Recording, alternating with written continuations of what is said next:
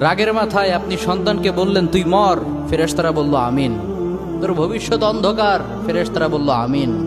রেগে মেগে আপনি আপনার মেয়েকে বললেন জীবনেও তোর কপালে স্বামীর ভাত জুটবে না, ফেরেশতারা আবারও বলল আমিন।